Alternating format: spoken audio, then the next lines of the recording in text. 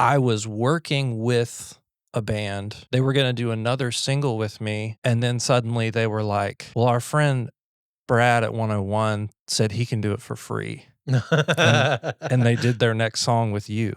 Holy shnikes. And I was just like, Brad.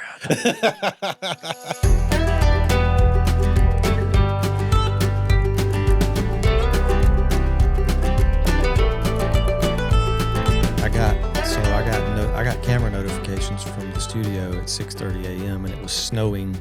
Yeah. At that point in time, and if you guys don't know where we are, we're in South Carolina right now, and that happens once every 3 or 4 years. And it's already happened once this year. Yeah, and it didn't really stick. And then this time it didn't really stick. We didn't get any accumulation. Not really.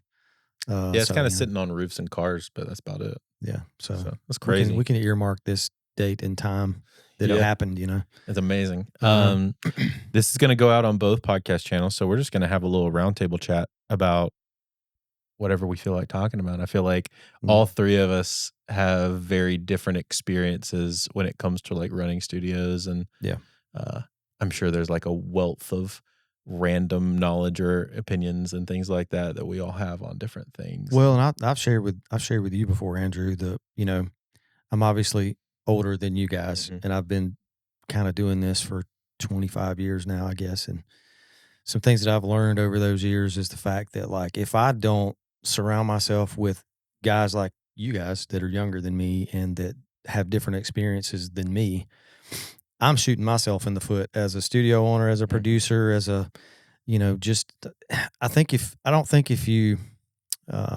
if you're not in pursuit of knowledge and learning and like networking with people like on a consistent basis, I think you're missing out. And there, it's funny. I think we had this conversation a while back as well, but like, there's like this weird elephant in the room thing when you get in a room with other studio owners and producers and engineers where it's like, I can't be friends with that guy. He's the competitor. Me and you talked about that, I think, before. That was something that you kind of struggled with up front, right? Mm-hmm. Yeah. What was that for you? Like, and when was that for you? So, basically, when I went full-time in 2016, I thought, when you think about business, anyone who does what you do and they're not part of your company, they're a competitor, right? Yeah. Yeah. And I thought, technically, yeah. And I thought at the time I wanted to be a producer and mixer of all things. I thought I was supposed to be able to do everything. Yeah.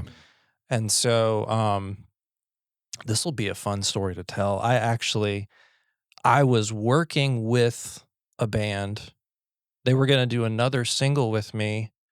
And then suddenly they were like, well, our friend Brad at 101 said he can do it for free. And they did their next song with you. Holy shnikes. And I was just like, Brad. But like we hadn't even met yet. This was like 20 or 10 years ago. This is like 10 or 11 years ago. Over 10 years ago. So let me interject. In my defense, I'm assuming it was probably in a time when I was completely rebranding here. Yeah. And I was connecting with artists in the area.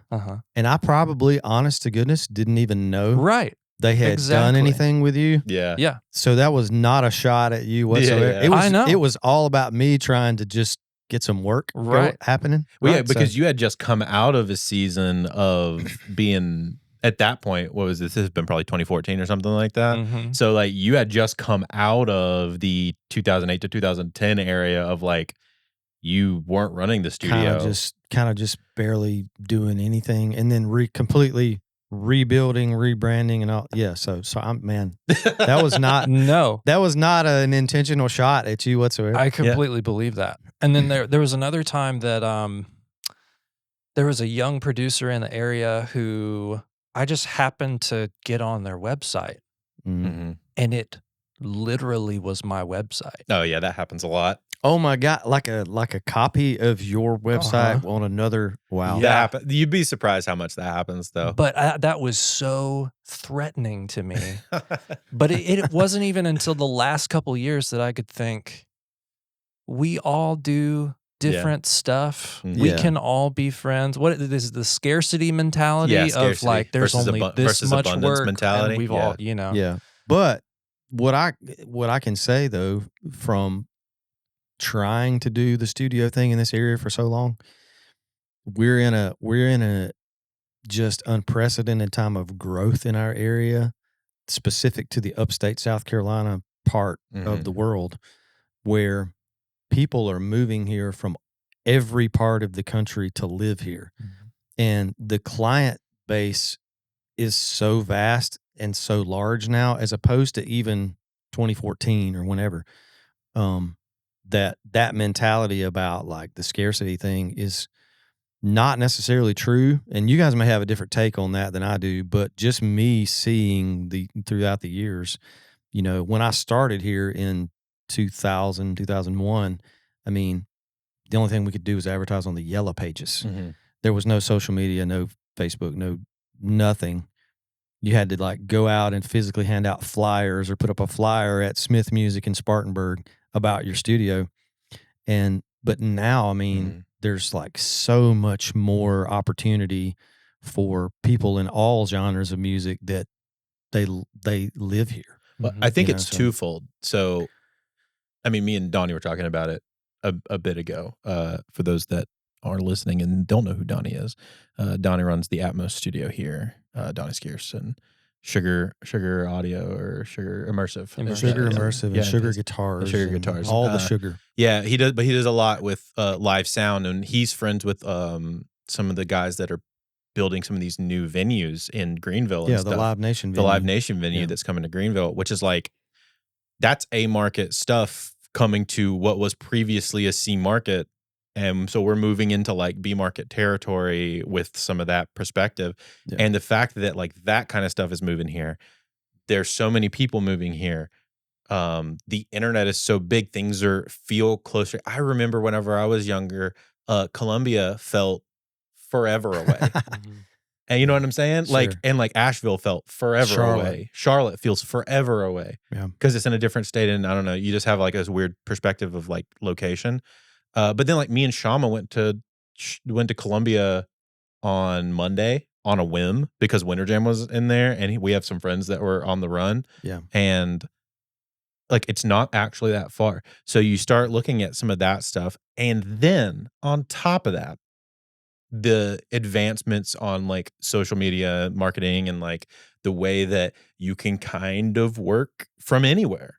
Yeah. On top of that, mixed with like the massive like influx of people that have moved into the 45-minute radius of Greenville, South Carolina, I feel like honestly, it's a great time to be where we are. Yeah, it is. Because there's a massive amount of people, there's a massive amount of work here, only compared to like other major music markets. Sure. And I mean, you know, the remote work thing has kind of always been a thing for really the past 10 years for sure. Mm-hmm. But then I think the COVID era of things forced a lot of us to, you know, figure out tons more ways to work remotely with clients. You know, if you know, I mean, I know you have clients in Texas and stuff, and you know, like that other factor of the remote work has also played into the availability of work, even in even where we are here. Did you have like massive advancements for you? Because I know COVID was actually a weird time for you, and you went through kind of a similar thing that Brad did in like the 2008 kind of time. We can talk about that too, but I would love to hear like you guys's production or client like advancements as far as like working remote. Like, what are some, like, we'll start with you, Jay. Like, what are some, I mean, obviously you can talk about like your time in 2020 and all that too. Overall, I just feel like in 2020, people thought now's my time to learn how to record from home. Mm-hmm. And, you know, if you didn't already have an interface, that's when you got one. And, you know, it took off for some people, and for others, you know, it's just a headache. Mm-hmm. Some people cannot, and this is not a bad thing, they just can't get past the technical thing of recording themselves at home to be able to be creative. But yeah, there was not a lot of work for me during that time. And I don't even think this answers the question, but I was just kind of like, man, why does everybody have to be able to like record from home right now? Yeah. Like nobody even needs me anymore. It was like a new round of Yeah. competition, Yeah. but obviously not a healthy thing and not something that I've held on to. But yeah, I think some people that I worked with, it made it way easier to just send files back and forth. In some ways, it made it really efficient. You know, instead of having to come up with a time to physically be in the studio, it's like, hey, here's this thing. While you record this guitar part, I'm going to work on this over here. We can do it at the same time. And then usually it'll come back together and work. Yeah. For sure. What about you, Brad? So I don't know, man. My mentality over the last 10, 12 years or so has been to embrace the situation.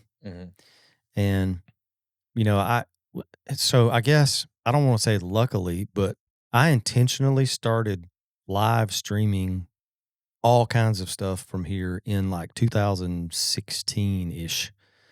It was kind of on a whim one day. I was having a conversation with some younger engineers who I had here that were like, man, it'd be awesome if you streamed out live what we do here on a daily basis with session work and all that stuff. It would also be awesome if you brought in live performances and streamed those to the internet. So I was like, you guys are crazy. That's a stupid idea. So I bought the Sling Studio unit and some cameras and started doing it. And like, by the time I did the second one, you have like 500 people watching what we're doing, and Which is like on a live stream scale, like that's big. Yeah, and that was pre-COVID. You know, that was pre anyone like being limited in their ability to watch live music or do any of that stuff. I just didn't until I physically set it up and started the streaming thing. I didn't really realize, like, man, there's people out there that just want to click on the video while they're at lunch at work and watch us create a song here in the studio, you know? So I was like, wow, this is like, I feel like we stumbled onto something and kind of unintentionally. And then I was like, I'm in. Like every time I can click stream, I'm going to do it. So when the COVID thing rolled around, I felt incredibly lucky that I didn't have to figure any of that out. Like we already had the streaming thing set up. I mean, we did sessions during like the COVID shutdown stuff where there's clients in Kentucky, there's live musicians here, there's another live musician in North Carolina, and we're all working in the same day with cameras at every location, and we're tracking a 10-song album. So having all that stuff in place felt fairly seamless to me, and incredibly thankful that I was able to tell people when they called, like, hey, like we're still working kind of as normal through that time period. You know, there was never more than, I don't know, there's never more than 5 people in here at a time for 6-8 months. But we were like getting it done, you know, and we were offering people an option to work on their music that maybe some other studios or whatever didn't have available at the time.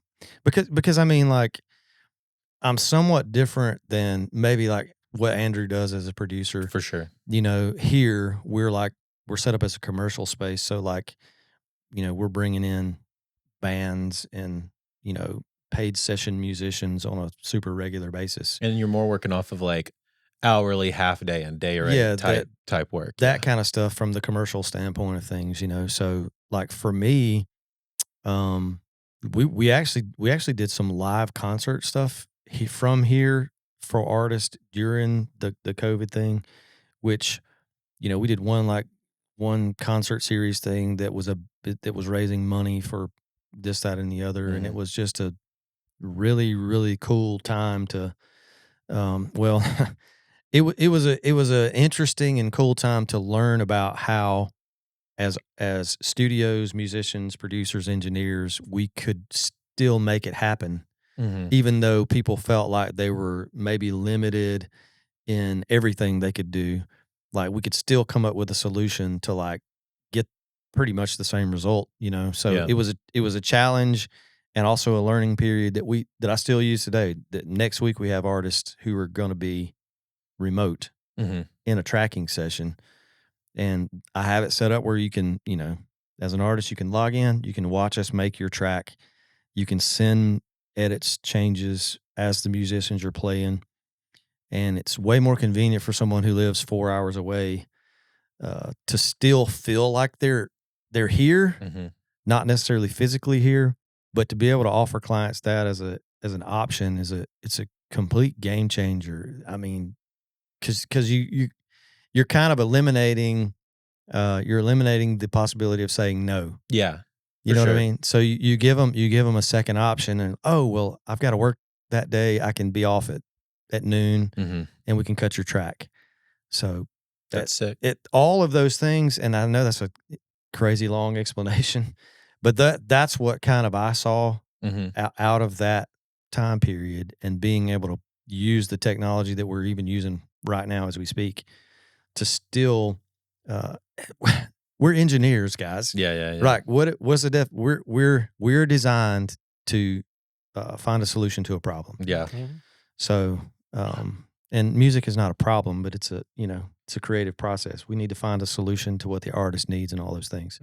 So, being presented a problem like the COVID shutdown thing, and coming up with solutions that we can still use are super valid to me. For me, it was a time to experiment and like try a bunch of stuff. I was lucky enough at that point I was still working at that point. I had not fully made, funnily enough, my plan that year was to make the full jump. Cause I had worked at, AU full time and then had left that position. And my plan was like, all right, that was like 2018 or something. I was like, all right, I'm gonna give myself 2 years.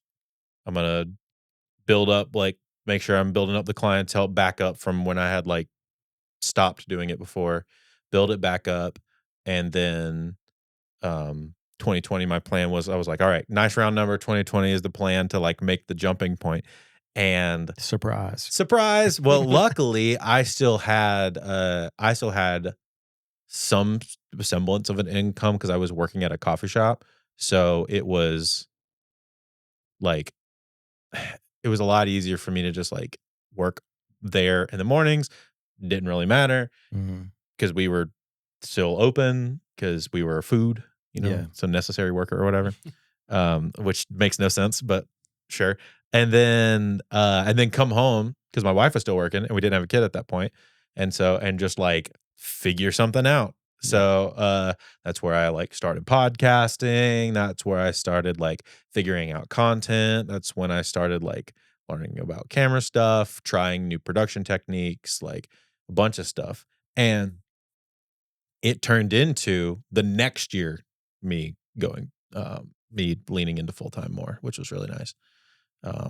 But yeah, no, it was more of like an experiment time for me of like, let's just like try a bunch of stuff and like see what works. But like now it's paid off really well because now I know a ton about a lot of different things, like the podcasting work that we've been able to do, the content work, and like me and you talk about that kind of stuff a lot, and like trying different like marketing techniques and learning a lot about business and learning a lot kind of in general was really nice. And I don't know, yeah, it was a weird time, but yeah, it's definitely a weird time. Definitely a weird time. But I think you're correct in the fact that it bred there's a lot of positive things from the music industry side of it, because you had artists who couldn't perform out live, but they were sitting home writing a ton of new material and kind of redefining themselves some. Sure. And then coming out of that, it was like this burst of like, I've got all this stuff that I want to record. I need to put this out, So it was a little bit of that for the music industry. Did you see an uptick of that? Like as shutdown kind of like came to a close, like an uptick of people being like, I have all of these ideas. I don't really know. I feel like 2020 to 22 is just kind of a blur for me. Really? It was 2020 for 2 years, right? Like, Yeah. I don't know if I could really give you a good analysis of what was going on with Really? my artists at the time. Mhm. I just know that for 2 or 3 solid years, people would be like, "How are things going at the studio?" And I was just like, I don't, whatever it is, it's not enough. Like, Yeah. Mm. Yeah. I don't know. It's not Yeah. working, but I'm still trying to make But it I'm still work. doing it. Yeah, Yeah, yeah. yeah. It's not working, but I'm still doing it. Yeah. Yeah, Well, yeah, it's I think I feel like anybody who does what we do for a living has gone through a season or 2 of that, and then reinventing yourself and Mhm. figuring out some things. And You've done it 3 times. yeah, pretty much. So, well, Jay and I talked about this a little bit at some, but it's not. You have to figure it out. You have to go through that. Mhm. I think in order to, number one, become better at what you do, but number two, you learn a lot about yourself, and you learn a lot about what changes you need to make for business and all the other things. And it really stinks. Mhm. Because I mean, in the creative world, you can talk to anyone, any type of creative industry. There's that self-doubt thing is there like all the time. Oh, yeah. No matter like If how they say it isn't there, they're lying. no matter how successful you are and how many projects you're working on a week and all the things, you have this like You've talked to deal. some of the biggest mix engineers and songwriters in the game Yeah. recently, and like It's the same. It's the same It's thing. the same. I had 75 or 77 number ones, and he's still like, I guess I'm doing all right. yeah no I've talked to some songwriter friends that Yeah. I have that are super successful. I've talked to them, and there's still it's a fear a little bit of like not being able to produce the next number one or the next thing, the next sound or the next biggest deal, and It's the same problem, just different on a different level. on a different level, and the same problem. Well, I mean, it's the same. I listen to a lot of business podcasts, and they Mhm. say the exact same thing when it comes to like business. It's Mhm. like you don't stop having problems. You just have a different kind of problems. Yeah. It's like when you have no money, you have no money problems. When you have a lot of money, you have big money problems. Yeah. And they're just very much more expensive types of problems. Yeah. So it's And the same like running a studio or like being a songwriter or being a producer. It's like, Yeah, and then you run into the other part of that conversation is the uh in our world, from engineers and producer standpoint, you run into the badge of honor thing about how much time you spend Oh, on bro. stuff, and like Jay, I know you have a lot to say took me- about that. it took me a long time. Okay. I'm gonna have to kind of split this up into what I think about this. Okay. Okay. Like as a new engineer, producer, studio owner, if you don't put in the time and the seat time and you don't perfect your craft, like that's unavoidable. Mhm. In any, if you want to be a marathon runner, do you think you can just like do a 5K and then show up to do the New York Marathon the next week? No, there's no way. You have to put in the time to hone your craft at anything you do. I'm for people listening, don't misunderstand what I'm about to say. But like, there also comes a time when you're pretty good at what you do.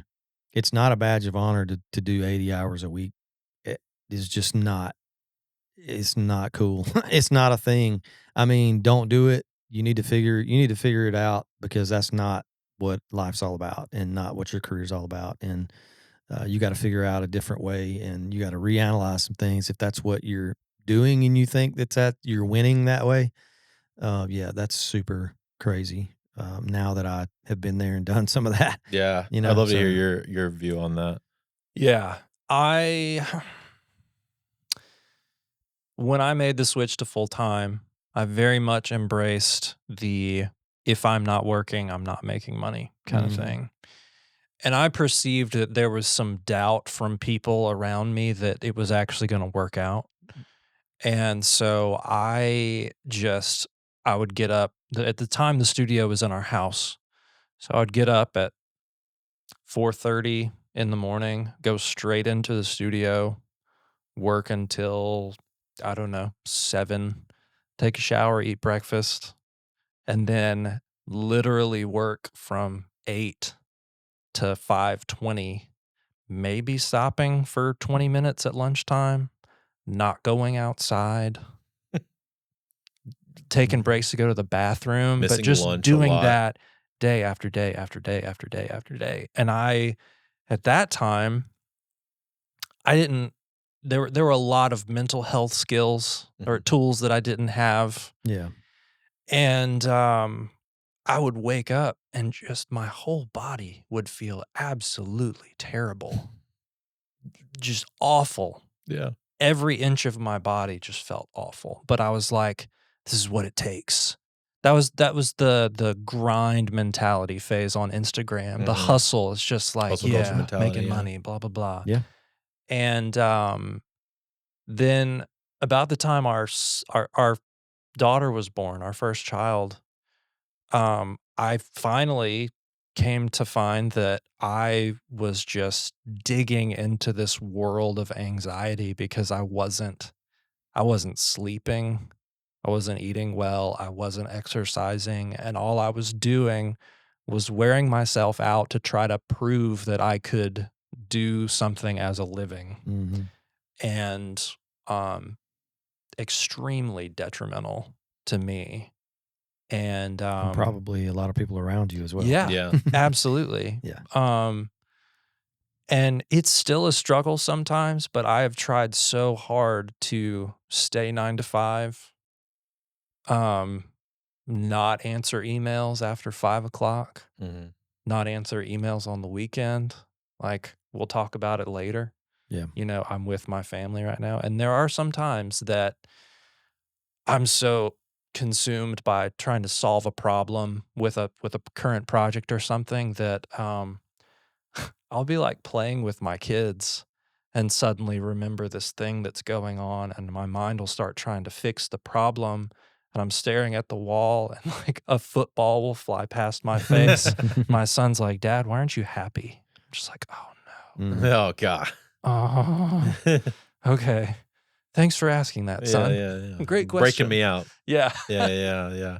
And my wife and I honestly have had to have a lot of hard conversations of like, it's like music is the thing you love. It's what you want to do for a living. And sometimes it seems like it's killing you. Like, would it not be better to do something else? Do something else? Yeah, I know. And sometimes this is what I've thought about a lot for people that maybe just graduated college and they're like, yeah, I'm trying to figure out how to make money doing music. I'm like, well, if making music, the act of doing that, if that's the reward of having a job in music, maybe you should work somewhere else. Yes. Because as soon as you try to monetize the thing you love, there is an immediate exponential growth of risk that you're going to hate it. It's just it's not going to work. Well, I think that's a really good point, is if you're going into it and it's like, what are your expectations for this? Like coming out of, let's say, coming out of college or coming out of high school, and trying to be like, I want to make money doing music. It's like, all right, well, first of all, it's a lot easier ways to make money. Like, if your goal is to make money, do something else. Don't go into the music industry. Well, so for instance, there's like plenty of friends of mine that started in music. I'm sure you have this too. I'm sure you have this too. It's like started in music, grew, and were like, they figure out that they're more entrepreneurial than they are a music person, which I totally get. I totally understand that. I have that bug as well. But then it's also like, but the love is for the business side. The love is not for the music making. And they're like, all right, I'm a hard pivot out and do some other avenue of business building. Brian Hood's a really good example of that. Who's like started the studio thing, kind of six-figure creative. He's pivoted from home studio to six-figure creative, and then now he's doing like business building for creative people, which is it's really cool. But he's not doing studio work anymore. Yeah, and it's like, that's great and that's fine and that's what he wants to do because he has the entrepreneurial brain. He realized that he was filling a need that didn't exist. Exactly. So, but yeah, moving into that, and I don't know.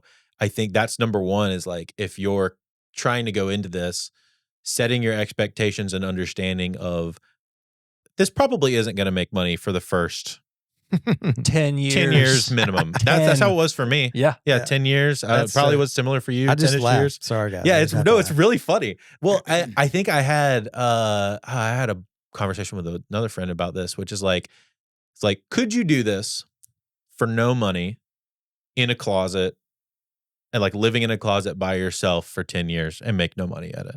If you could do that, cool. You got like, you're ready to like start figuring out the next steps of, okay, now we need to figure out how to monetize it. But until you have like that kind of thing, like I understand, needing to make ends meet and, make money for needs and stuff. But it's like, if you have that level of, want to do it, then we can figure out the monetization side of it. I mean, I'll interject this. And, it's kind of been a little bit of a fad thing in the past 4 to 5 years, the side hustle thing. Yeah. And like, but if you talk to any like business people who do really well in business, like they're making money while they sleep with something, or they have a side business that makes them money that they don't really have to put a lot of time into. And music industry professionals have figured that out as well. And there is no shame in like, I don't mind telling you, like I do camper RV rentals on the side.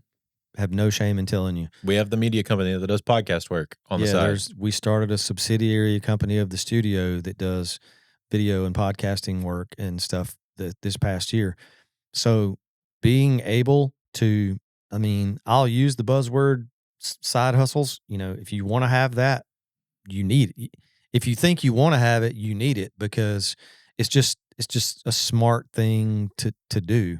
Whether it's, maybe it's for some people, maybe it's investing or crypto or whatever it is that can make you the $50 a day, $100 a day, or whatever it is. Like, that is the smart thing to do if you want to do what we do. That's not like a compromise. You're not compromising doing this full time, bringing in a side hustle. My gosh, yes. Having the beat down mentality of, it's not the only thing I'm doing, therefore I'm failing. Correct. Right. But that's also the perception. If you know what I mean, it's so dumb. Yes, but it's a thing. I mean, like, I understand. Unfortunately, but yeah, it's very, very stupid. But I'm sure, you had that crept into you a little bit too. Yeah. And I drove delivery. I drove fast food delivery for a while in 2021. And when I like accepted that job, it was like I think I wrote down in a journal at some point, like, I'm mourning the death of a dream. Sounds so dramatic. No, so it's real. dramatic, but I was just walking around like somebody died. It's a real thing. So like, I tried this from 2016.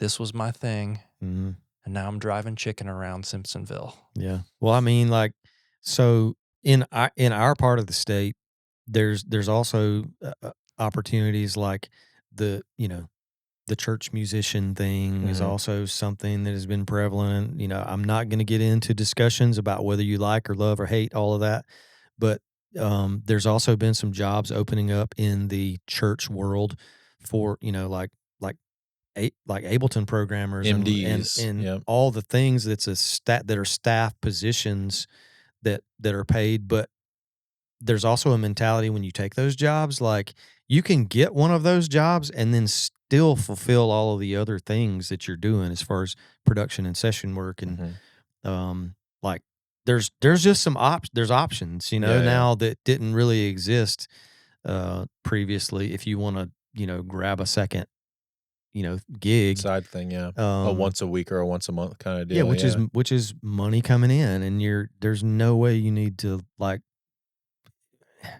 take that for granted.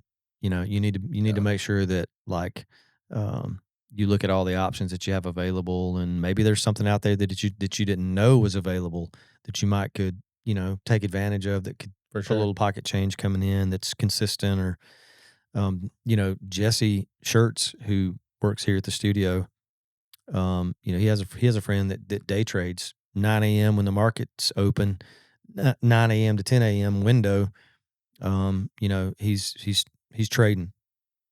If he makes $100, whatever his goal is for the day, $100, put it in the bank, close your computer, and then go about the rest of your day. I mean, those kind of things are just out there and they're valid. It's not snake oil. It's legit. And, I think the sweet spot is if you can find the thing. I have a couple friends that have done this. If you can find the thing that makes you side money while it feeds you clients. Oh my gosh. So that's the holy grail. That's the holy grail. Well, so YouTube is a couple of friends of mine have figured this out, which is like, this is why I convinced Jesse to kind of start doing more YouTube stuff as well, from my buddy Seth. Yeah. Goodwin. Me and Seth talk all the time. Like we were literally talked the other day. We talk about like business stuff and like strategy and all this kind of stuff all the time. And he's literally built his entire YouTube channel. I think he's got like 30,000 subscribers. And the entire point of his YouTube channel is to showcase what he does in such a way that makes people go, oh, I could do that for myself. Or he does exactly what I like. I'm just going to get him to do it. Yeah. And then they become a client. And he was like, dude, I was getting people.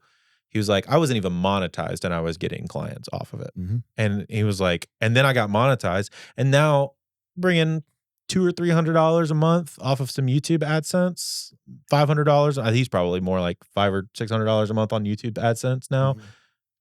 That's great. You have some digital products you can sell, like some plug-in things or preset packs or sample packs or whatever.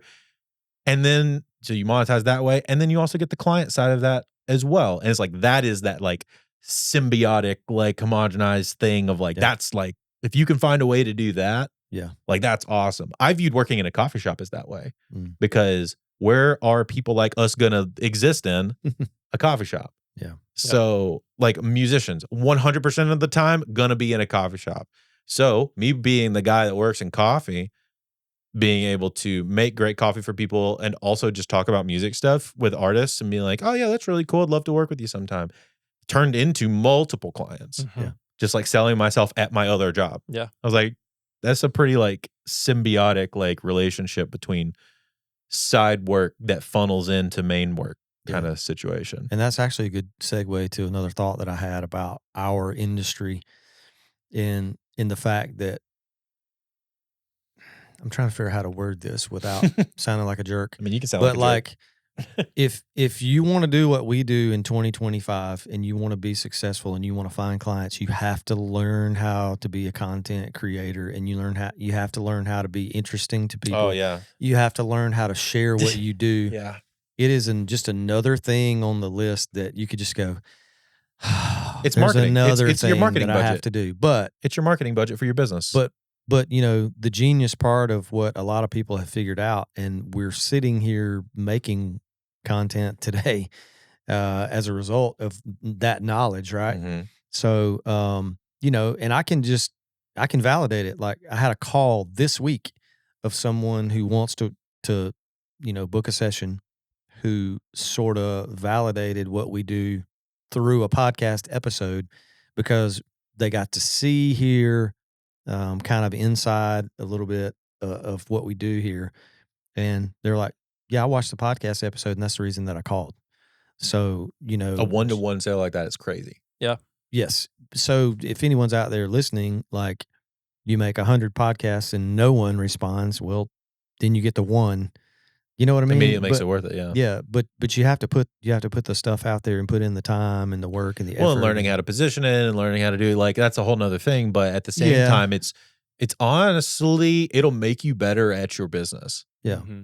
Like, so I know you've had the recent foray into like starting to do more content in the last like year or so, right? I'd love to hear your opinion because I got Brad on this train.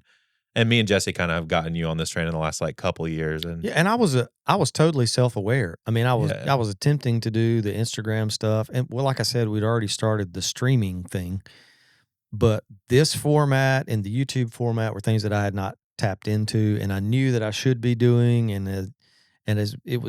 I was in a mentality where it was like, oh my God, if I have to do another thing, I'm gonna shoot myself in the foot. Like I don't want to have to do another thing. Yeah, for sure. Which is also it's a point of contention, I think, for people in our industry. But I mean, Yeah. what are your thoughts? What's your So for the last few days, I've just had this kind of scripted, bitter rant in my head of like, hi, my name is Jay Arrington. I am a music producer and a mixer. It's my full-time job, but I have another full-time job, which is an advertising business that proves that the other one is my full-time job and tries to prove that I'm actually good at it. Yeah. When I have recording clients, I don't have time to work at my advertising job. Yeah.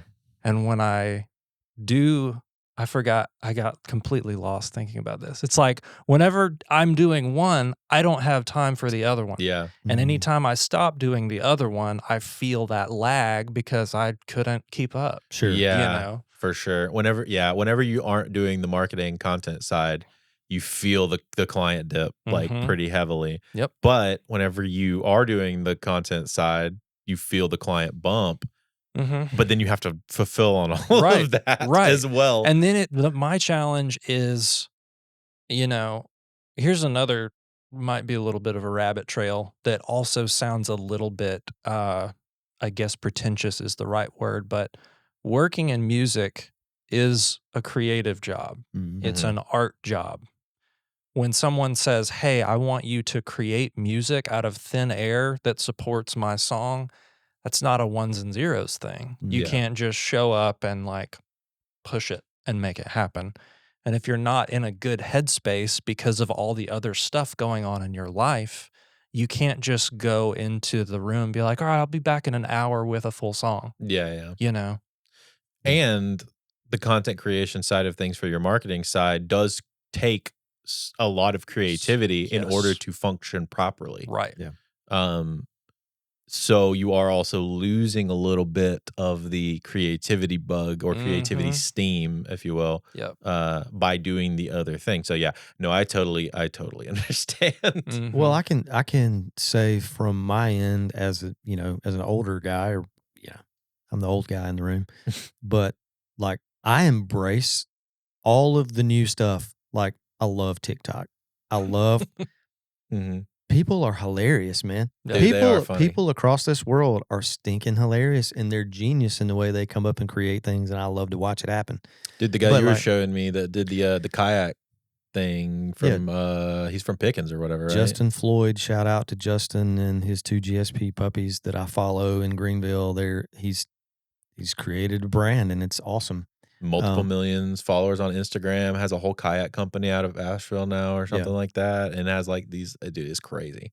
Yeah, but I mean, out of nothing. Well, some of this stuff I've been wanting to do a podcast for a long time, and it was the time and effort thing, like you were talking about. It's like I have mixes to get done. When am I going to sit down and do all this stuff? But part of what I came to, I guess, understand about myself is like, this is an outlet for me when we sit down with you guys or the other guests that come in that I'm interested in talking with and topics and things that I'm interested in talking about. It's fun for me. This is fun for me, and it's a little bit of an outlet. And I hope people that are watching and listening get something positive and some good information out of it that maybe you didn't have previously. Maybe we introduced you to someone you weren't aware of. So those kind of things in this particular setting, and I'm not talking about taking pictures to put on Instagram, which is it's a little bit of a grind, that kind of a stuff is a little bit of a grind. But this feels more creative to me and an outlet and things that I'm interested in. Well, and it is fun. I think that's the key thing is like finding the way to make it as fun as possible because it is a necessity. So you're going to have to do it anyway. You might as well find a way to make it interesting or fun for you. Right. However that needs to look. So like for Brad, it's podcasting. For me, I enjoy podcasting, but I also make random videos with Shama, and I also make random videos for YouTube teaching people how to be better artists so that they could work with me. For you, it's a very similar thing, like making fun short form, like tip things, or what's your series that you've been doing? Creative Advice with Jay. Creative Advice with Jay. With that barbershop jingle. Yeah. The pitch is wobbling. Yeah, like it's so on. funny. If you guys, we're gonna put Jay's info up, but if you guys are not following Jay and following his humor and style of presentation for this stuff, It's so good. it cracks me up every time. I love it. Yeah. And there's sometimes when I know he's dead serious, but I know him personally, and I'm going like, this is hilarious. Thank you so much. But I appreciate that. It's great, and we have been toying around with the idea. Yeah. I can say this. Yeah, I you think. can say this. So we've been toying around with the idea of doing this just totally condescending audio like channel. And I found a video the other day, and it's a guy in Nashville. I'm going to try to describe this to you in detail, okay? Okay. So the video starts out super serious. He found this way to like recreate a room sound for drums. And he just drew me in, and I was like, okay, this could be cool. You know, maybe something I haven't seen before. And he's talking about how this is going to be awesome. And then it pans over to a glass coffee pot with an SM57 taped. The SM57 is down inside the coffee pot, and it's duct taped around the top, right? And he goes, check this out, guys. It's amazing. And all of a sudden it goes fart noise. He hits play, and it's fart noise. So, you know, as us guys who are doing this every day for hours on end, that is just one of the best outlets to do this, just totally condescending. Mm-hmm. Like, just having fun with it. Yeah. Yeah. Just this mic technique tip. This super crazy. So maybe we'll create a whole channel one day. Sounds great. But I think having fun with it is the key, right? If you're not enjoying it, like we got in this to do stuff we enjoy. If you're not having fun with it, like what's the point? Got to change something. You know, something's got to change somewhere. Yeah. Like I think you did a really good job of that with like, and I just pointed with my toe. You did a really good job of that with your one take sessions. I thought those are really cool. Thanks. I think those are really cool. We got Daniel working with you on some of those, but like those, I think that's a great idea. Showcase an artist that you work with. Right. It's still your record, like you're still recording and mixing them. But it is like one great take, and like the hand cam, like single cam style of it makes it feel very like band in a garage type deal, and kind of a little bit of a testament to where you came from as well, like doing like emo music and stuff, or like heavy music. Yeah. But yeah, I think that's a really interesting way, and it's super fun because you get to do, you know, worst case scenario, you can make some of your own songs, which I think you also did, right? Yeah, I think that's right. And like same for you, Brad, is like doing having live sessions in here, doing some of the stuff that we did with like the Barndo stuff, and making that more of a collaborative effort was really cool, or even some of the live stream stuff you did in the past. Part of some of the things that I love just in general with music production and having the studio here is like we've had the opportunity to work here with a ton of artists as kind of their launching pad, so to speak. And that sort of turns my crank, so to speak, dude. In the fact that like cranks your director, and like bringing in a young artist who's just getting started in their career, and like we bring them in here, like we sort of craft their first few singles and all the things, and get some video footage. And Ashland's a really good example of that, of like having her like super early on. Yeah, I have some great blackmail files on Ashland Craft, and I've sent them to her recently, and we got a good laugh out of that. But you know, I think like Megan Maroney was here like super early on in her career. Yeah, if I started naming people, I would leave someone out that I would feel was important. But even like I mean, people on the rise, like Avery is a really good example of like guys that have just been here and around and have done their songs here, and now they're like, even if they're not artist wise big. Jake's another really good example of that. Jake Gant's a really good example of this too. Yeah. Of like people that are just like doing their thing in the industry, whether it's MDing for a massive band on tour with Jelly Roll, or like in Avery's example, like writing with just like massive names and having great credits and stuff. Yeah. Well, that's what I was going to say. Partly was that, you know, when we do the live session videos or the whatever thing that we're doing, like, it gets me really excited to like go out and find someone that maybe we haven't worked with yet, or maybe I already know in the back of my mind, like, oh, there's a perfect artist that I already know of that would fit this certain situation. Or there's a writer that's looking for a co-write that I'm like, oh man, if we put those two together, like that would be a crazy cool song, write session and all. But that part of being able to do the podcasting thing now, and then some of the live video session series that we're doing has been fun for me personally to be able to find those kind of diamond in the rough artists, or maybe unknowns that are on the verge. Is that another better? Some of the on the rise, verge, and it just takes it takes me 5 minutes to send a message to an artist and say, hey, this is what we're doing. We would love for you to be a part of it. This is an example of what we've done already. Would you be interested in being a part of this? And that's also another way that you might get a session or a single or an EP. But that's not necessarily why I'm contacting some of these artists. But it's super cool to me to be able to find or work with new artists like that are just getting started. I would love to pivot into this conversation too, based on that, which is, are you guys seeing and noticing, yes, there's a ton of artists that are really, really great that, we find and all of this stuff, but are you noticing a very stark lack of trying with artists post release? Like with some of the artists that you work with. So I've seen this before where it's like stuff comes out and it's like they say they want to get, you have your Ashlands, which are great. They work hard and they try hard and all this kind of stuff.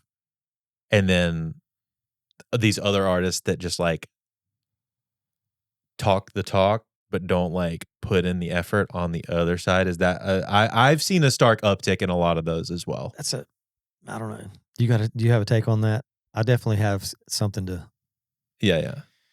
I've seen a lot of that personally. I don't really know if what I'm going to say is exactly what you're talking about, but what I've seen is artists putting in so much effort to get a project done and so much effort to finally get it released. And understandably, you get finished with all of that and you're exhausted. Yes. So yes, this is very similar conversation. I don't think, at least currently, I'm not working with any artists who like the goal is to be famous. Like you're not trying to break They're anybody. doing it out of a need to like, this has to be created and I can't stop it kind of thing. So, which is a beautiful place to be. Honestly. I would prefer that. Honestly. But you get finished with that and it's just like, this is done. I don't have the energy to keep convincing people that it's something they need to listen to. But I think that's understanding the going in with that expectation on the front end is good, right? But then if they come in on the expectation of I'm trying to break, we're trying to break an artist, which is like a totally different conversation. Yeah. Of like, I think if you're going into a session with that mindset of like, I have this art, these songs that I have to get out. Great. Yes. It kind of doesn't matter on the other end. But what matters you is still want people to hear that. You want people to hear them, sure, but but there's less of a. You don't have to come at it from a businessy perspective. You just need to make sure that like X amount of people, hear this, make a couple posts about it, and then get it out there as much as you can, and like that's really cool. Yep. But I think Brad has another side of this. Yeah, I mean, once again, I've worked with so many artists through the years, and I've been able to get a 30,000-foot view of like kind of what I think happens in the progression of an artist, and it's like we work with artists who are at a certain age and a certain time in their career where like they are focused on.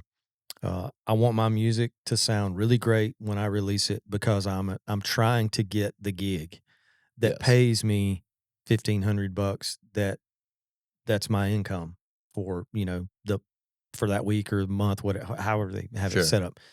And that they're what I call like they're like a working musician, a working artist, working The performer. road warriors. Yeah. And they make their living playing small gigs, medium gigs, festivals, whatever it is. But they realize that they have to present themselves in an excellent way in order to get the gig that pays super well. And that's their goal, is to make money off of performing. And, because I have conversations with every single artist that comes in here to work on anything. And the fact of the matter is that if you come and spend X amount of dollars on a production for a single and you release it, there's like a 5% chance or less that you're going to make your money back from streams and downloads. And if you still do CD sales you may break even. Probably you're not going to break even on just the recording process. Yes. Mhm. So that as an expectation, like you were talking about, that has to be set. It has to be set up front. Now, I'm not saying that to be doom and gloom and tell artists like, well, your song's not going to be popular. That is not what that conversation is about. The fact of the matter is that streams and downloads don't pay diddly squat unless you're at 2 million, 3 million, whatever the numbers are. Yeah. And you got to do around, I think we've worked out me and Matt worked out the average one day, and it's like you got to do around monthly 150 to 300,000. Yeah, monthly. Not all time. Yeah, We're talking about monthly. Per month you have to do about 150 to 200,000 monthly to make like good, that being primary income. Yeah. So and that's like on average somewhere between $3,000 and $5,000 a month. Mm-hmm. Those numbers are. So it's like fine money, but not, you're not Taylor Swift. Yeah, no, but I mean, in the TikTok world that I was talking about earlier has generated a thing to where like there's artists and songs that can go viral out of literally thin air. They have no publishing, they have no record label, they have no career necessarily established. And that can happen. Yes, that is a possibility. It is a very, very, very slim chance of that happening. And then, we do work with artists who are, their goal is to try to get signed to a record label, or they're trying to be their own label. And they're trying to promote their songs. And then there's this like weird, mysterious thing out there where it's like, how do we get on an Apple playlist? How do we get on a Spotify playlist? Who's curating those lists? Who holds the keys to listen to my song? And it's like this mysterious thing that's floating out there for artists that you can't Google. I mean, you can Google and you're going to come up with these paid playlisting things, but there's not a number or an email that you can just send to Apple Music and submit and do all the things and like try to get some traction with your stuff. So that's a frustration on artists who are trying to be a label artist or whatever. Yeah. But a lot of what happens with some of those people is their songs aren't good enough. Well, I mean, we can get into that. We can get into that discussion if you want. Yeah, a lot of them aren't. They just aren't good. The songs aren't great. Yeah, and it's been the same way in the music. It's always been that way, since day one of any record company or any artist to put out a song.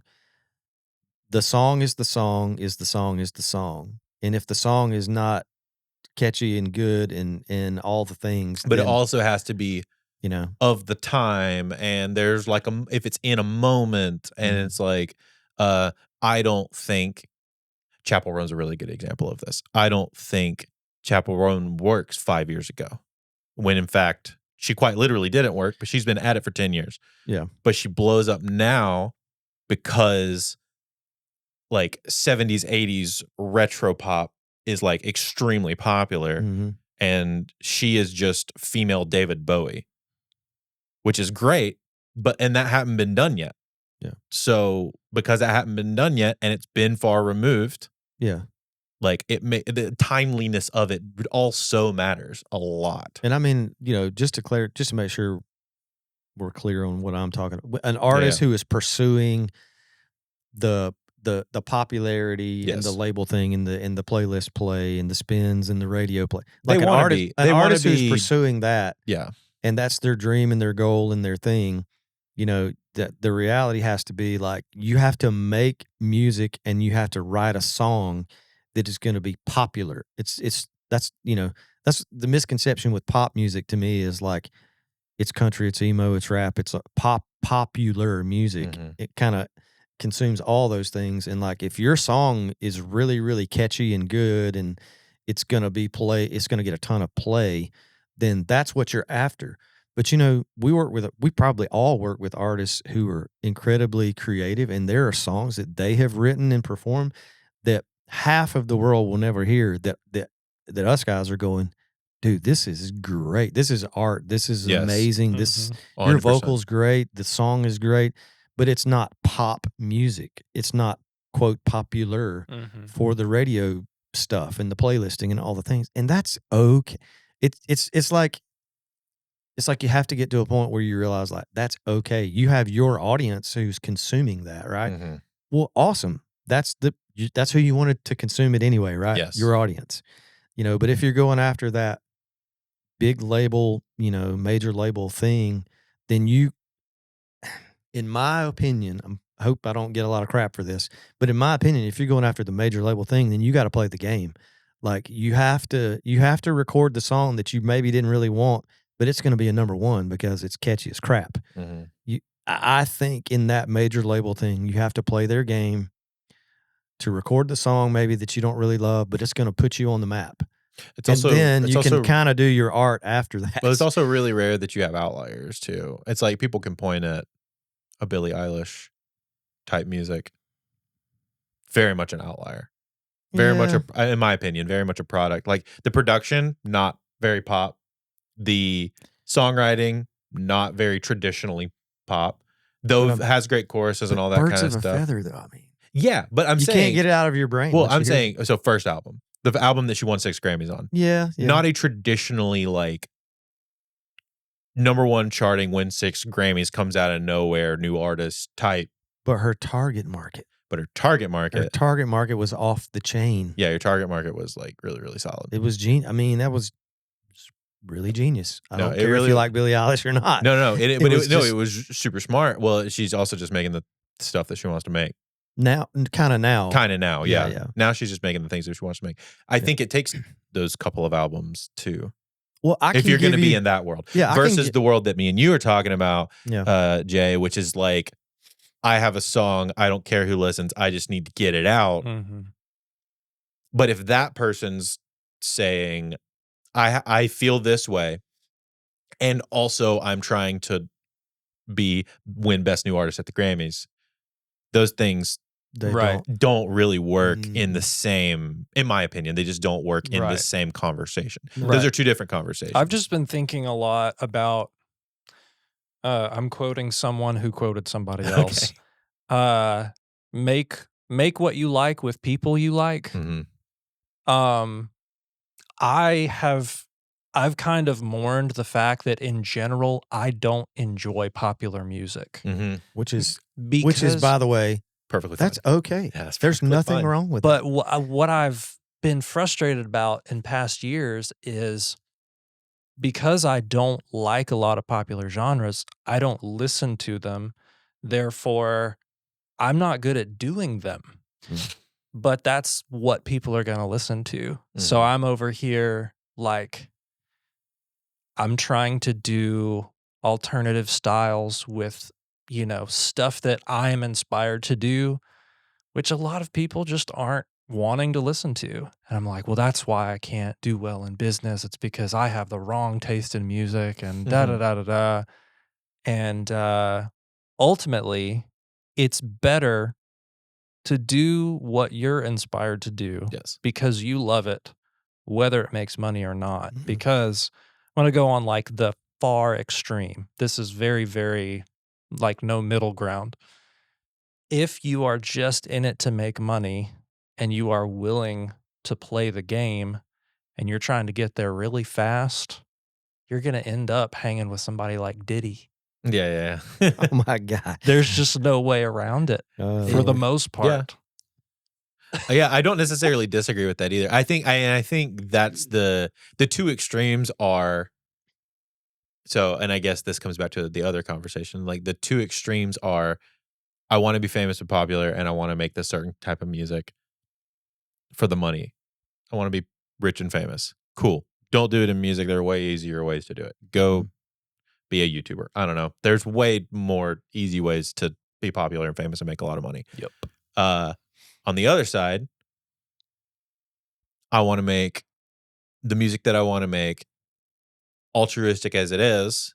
Got to have the realization that that's probably not going to make your living out unless you are setting yourself up in very specific ways to do that, like the gigging mentality. So if you're saying, I want to make the music I want to make, but I don't want to play shows, which is a lot of people, you're going to have to do something else. You got to do something. You got to have some other job to finance this, because otherwise you're not making money. Right. Yeah. Because streaming ain't paying diddly. And the only other way to really get your way out there is hope that your music just strikes a chord in a once-in-a-lifetime type of way. Yeah. Or you're first to something like Nick D, Connor Price type thing. Tyler Childers. Yeah, you got to be first to something. Yeah, I mean, and Tyler, the style of music that Tyler is doing is existed for a bazillion years. It's nothing new, except he has a charisma and a thing, and he has a lyric that resonates with people, and a voice, and it's a whole package thing, and it resonates with people. But it's what did somebody told me the other day? Music is hard. We need to just title that right now. Music is hard. Yes. And it's not, if it was easy, everybody would be doing it. Everybody tries to. And a lot of people try. A lot of people try. Yep. But it's it's just a super challenging industry all across the board, and there's surprises sometimes. And then there's just like your givens, that are just like, hey, such and such artist is going to put out a song. It's going to be number one. It's just like, right. They set the tone. There's a term for that I don't remember, but like once you have broken out, just because you are who you are, the next song you release is going to be huge. Yeah. There's it's a concept that's kind of like, yeah, duh, but there's a word and I don't know what it is. Yeah, I'm not sure. But I mean, it does make sense. I mean, you have your Taylor Swifts who just make a genre shift. And when she makes a genre shift, everybody follows. Billie Eilish makes a genre shift because she's already did it on the first record. She makes a shift to acoustic music. Wait. Beyonce. Okay, then we can move on. But it's a really good example. Beyonce makes the genre shift of being like pop and goes to R&B. R&B becomes popular more again. And she makes a shift from R&B to country. Country becomes popular again. Post Malone, same thing. He does his thing. He gets super popular off 2 records, making trap poppy hip hop. By the way, if you guys have not seen the Post Malone Nirvana combo from the SNL 50 concert, super. That was awesome. Yeah. Okay. But yeah, he makes, his 2 most popular records and then pivots to an indie record, essentially. Like Hollywood is Bleeding is essentially an indie record, an indie rock record. And then Austin is essentially even more of an indie record on top of that. And then he makes a country record after that. F1 Trillion. It's it's so good. But you can do that, and it kind of pivots like what other people are trying to do. Yeah. Whenever you do that, whenever you have that leverage to just be a tastemaker. Yeah. But I don't want to get into the whole, Beyonce thing. But anyway. Oh yeah. Like, we'll just take Post as an example. Like, you have an artist who is traditionally known for a certain style stuff and has sort of made his living, in that world for however many years now. And then they jump into something totally unexpected. Like, who expected Post to do a country record? Well, when you hear people who are friends and know him and co-writes and all the things, you're like, the dude is naming every country #1 song from 1970 to 2000. Yeah. And he knows all the artists. He knows all the songs. He knows all his the lore, lyrics. man. and then you sit down and write a country song with him, and he's contributing to the right in an incredibly positive way, you're like, oh, well, maybe this works. Maybe this legit works. Yeah. You know, obviously that doesn't work for every artist, but you know, it is pretty wild. Like you were saying, you know, when you have an artist who's established a thing and then they make what seems like a left turn and it's still accepted and popular and awesome and all the things. It's an interesting thing. And it just, that's the artistry part of what I think people resonate with is like a dude like Post is just, he's just a performer and a songwriter and an artist that you just like, you got to give him props because the dude knows how to make it happen. And then that's an intrinsic thing when you're, you know, when you're the artist and you're the label artist or whatever, like that's what they're looking for. They're looking for that. It's super cliche, but I'm going to say it anyway. The it factor thing. You know, there's just sometimes people have this thing and you can't explain it and you don't necessarily know what it is, but it's like, dang, everything they do is like awesome. You know, so I don't know. Throughout the years, there's definitely been artists like that, obviously, in all genres. Well, and you love to see it when you have somebody from what I would, if we're talking about worlds here, like from Jay's world, who is just writing a song because they have a song and it just takes off. That's what you want to happen. You want that to happen where it's just like no name, somebody just had a song and it just hit at the right time. And then everybody's trying to copy that thing. Tyler Childers being a really good example of that. That is a really good example, Yeah, Tyler Childers being a great example of that. That took off. Yeah, but you hope that is what everyone wants. Sometimes it's time. Sometimes it's the songs aren't good enough. Sometimes it's maybe you as the producer or engineer weren't quite ready for that. Like you haven't quite figured out their vision for the song, which is perfectly fine and acceptable, and like it happens. Part of the process. Part of the process, exactly. But I think hedging your bets on like my entire career, you can't think about it like that way. Like my entire career is going to be this weird, esoteric. No one could have told me that Bon Iver would be popular and making a living because he was signed to Def Jam. Yeah. You know what I mean? Right. That doesn't make sense. No. Like this dude from Michigan who writes sad songs about his acoustic guitar gets popular with all the college kids and then switches to making like weird ambient pop music and is one of the most popular artists like in the world. Yeah. Makes no sense. Yeah. But Jay, what do you got going on right now, man? Well, we're in February right now. December and January were extremely slow for me. So Which is pretty on mark for the industry as a whole. Yeah. So I dug into basically at the beginning of this year. I was like, this is my 10th year in full-time Congratulations. business. Thank you. You did it. But in my lowest point so far this year, I've been like, all right, this is if it doesn't get a little bit easier this year, then I've got to do something else. Yeah. So any part of the business side in the way of coaching or seminars or whatever that I've been unwilling to get into, I'm like, sure, I'll pay for this seminar here. What's been the holdback there? I'm actually really interested. This is interesting. I was going to talk about this a minute ago. I think it was a Forbes article that I saw a few months ago. I might be remembering that wrong, but it was all about perfectionism versus progress. I am a perfectionist in good ways and bad ways. What I found was that in 2021, I did the 6-figure creative course. And I just remember anytime I got new information about how I could improve my business, it was not this is exciting. I can make progress now. It was, you idiot, you should have known that 4 years ago, because if you had done it 4 years ago, then you wouldn't be struggling right now. So why did you not do this? It didn't help that 4 years ago I told you about it, I think, or 3 years prior I had told you about Yes. That was another you part told of me it. about it, and I was just kind of like, that was the other thing. Around that time, word of mouth was fine for me. Yeah.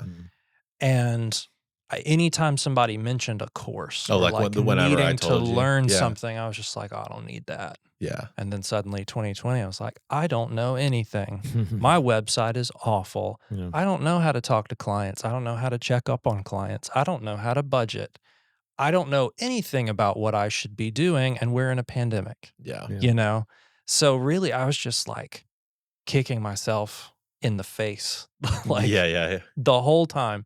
But I got to this point where I was just like, okay, progress is better than perfection, according to this article. Mm-hmm. So like, I'm not gonna be so angry at myself when I learn something. I'm just gonna learn it, and I'm gonna implement it as I have time, and I'm gonna see progress. It's not gonna be this sudden break in the clouds and I'm above them in blue sky. It's Yeah. just gonna be, yeah, that was helpful. Now, how can I adjust this? Okay, that was helpful. Now, how can I adjust this? That's helpful. So basically, it got to this point this year where I thought, if I'm going to make the music that I am drawn to make Mm-hmm. and have a sustainable business from that, then I've got to be willing to have somebody tell me, hey, this isn't great. Mm-hmm. You need to have this. So like I've been making landing pages for my website. Somebody told me you should be spending as much as you can on advertising. I haven't been paying for advertising. Brad could tell you about that actually, because Brad has, I think, spent the most on advertising for a studio of a person that I know. Yeah. But I decided, okay, well, I need good ads. Mm-hmm. Well, yeah, it definitely helps. So then I started making these new ads and started paying for those to be pushed, for them to go to specific landing pages on my website with contact forms that were really thorough and kind of qualified and disqualified. Like Mhm. I don't want people to spend the time filling out a quote request if they specialize in a genre that I don't do. Like, how can we let people know ahead of time?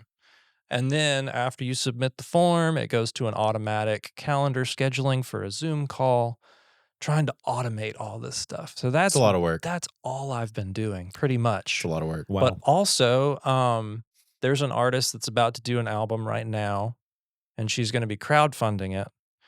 And using my knowledge of video, I produced a fundraiser video for her. And so I'm kind of leaning into this, like, there's this new idea that a friend of mine helped me come up with. It's like, did you know you can record an album for $500? How? You give me $500, I make you a fundraising video, and there's the rest of the money for your project. Yeah. Like, let's go.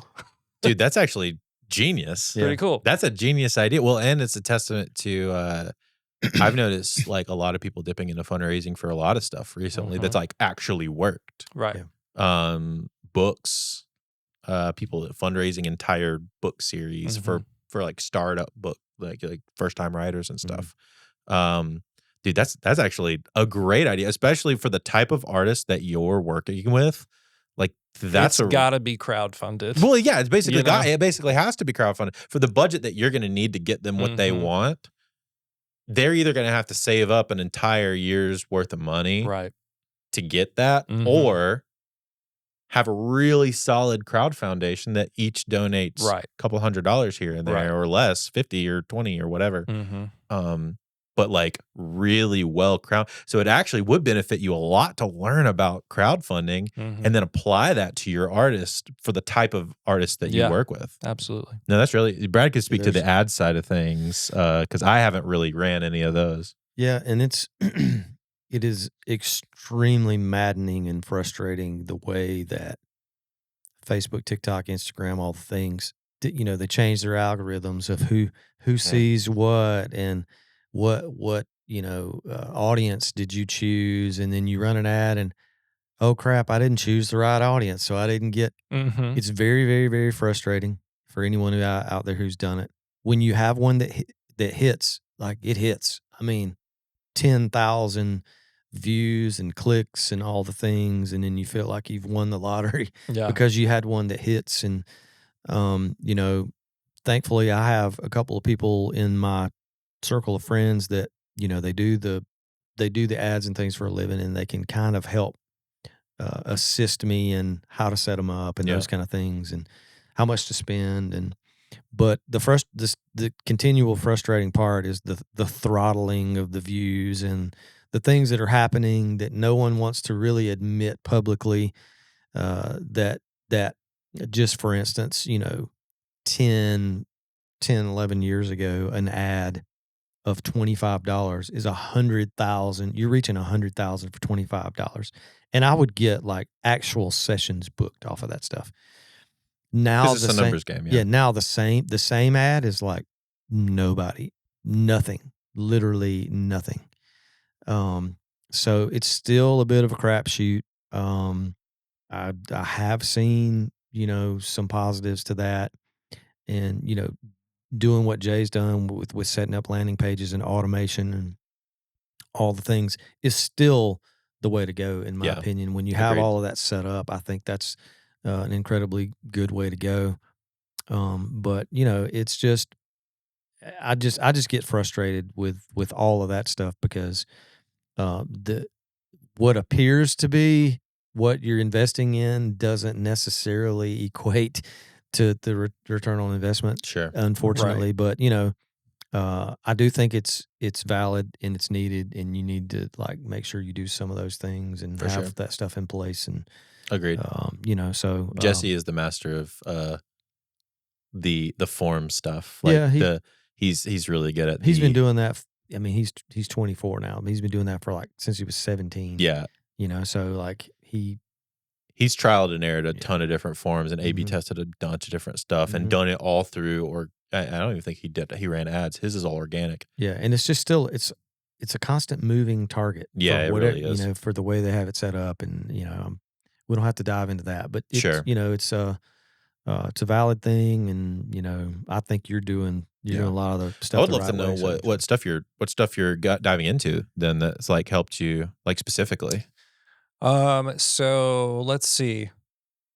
I started getting a lot of as I'm sick of the algorithm, as we all are. Yes. So I started getting tons of ads from this company called Strong Brand Social for this webinar called F the Algorithm. Okay. And it was like $90. That's not bad. And I was like, if this is a scam, I can get scammed for $90. Yeah, that's fine.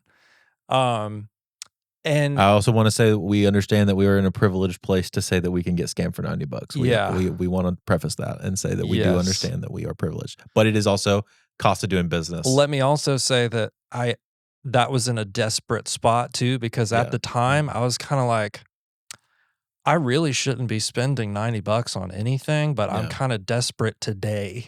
I'm like, how can I? How can I get over this? Yeah, for sure. But they went into these basically breaking down into 3 pillars that you can focus on, and instead of feeling like you have to post every day and be posting all the time or you're going to get punished or whatever, it's like, how can you just put a little bit more effort into sharpening your message and then engaging people through this, explaining how you do what you do through this, and then showing the results of what you do. And it brought so much clarity to me for like what I actually need to be posting. Yeah. So now social media seems a lot more attainable, and it's less mystical, like what I'm actually going to make. Box. Yes. Yeah. And I've seen a pretty major uptick in engagement just in the last week or two. That's awesome. Because I actually know what I should be posting. Yeah, it helps, right? What's actually going to help business, but what that I'm actually interested in talking about as well. Yeah, it's combining the things that's like kind of what we were talking about before of like that magic system of, hey, I enjoy doing this thing, and it also brings me clients. Yes. It is both of those things. It is a thing that I can do for fun that is essentially advertising. Right.